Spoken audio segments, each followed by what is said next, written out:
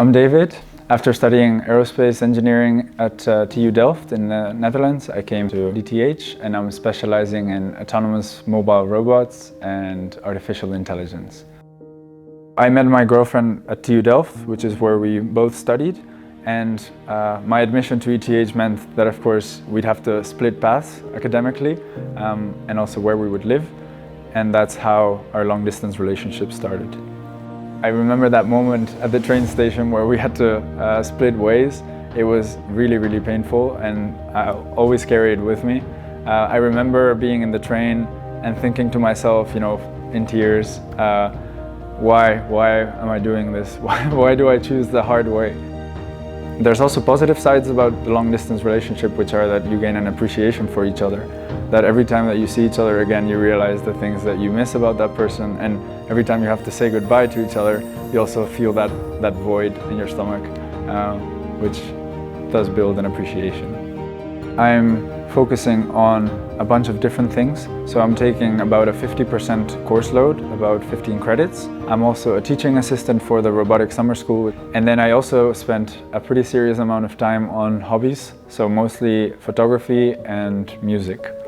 Remember the time I thought I lost it all, with just one little flaw that brought me down to my knees.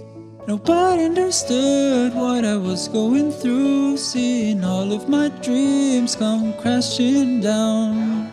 I think that humans are too good to just be good at one thing. So I love to explore and exploit the plasticity of the human brain, and to find something that clicks with me and then see how quickly I can learn or get better at that thing if I really devote a lot of attention and time to it.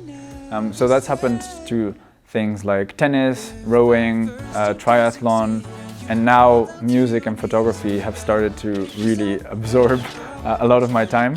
It gives you so many intangible benefits when you start sharing the things that you're working on and your experience and some of the things you're learning and advice that you can give to people.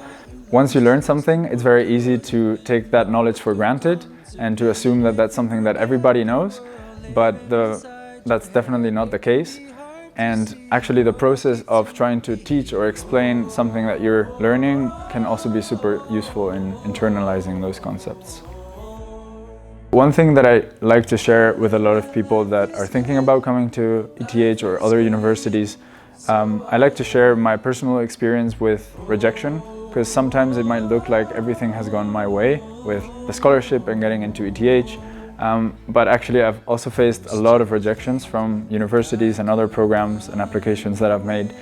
And what I've realized over these rejections is that how you bounce back from them is all that matters, and feeling that there's only one door that fits you is really a misconception. Whatever opportunity or university you end up going for is going to be amazing, and all that's going to matter is how much you make out of that experience, instead of focusing on what if I would have gone here or there. If at first you don't succeed and you fall down to your knees, oh, you gotta pick yourself back up and try again. I know life can beat you down, but you gotta stand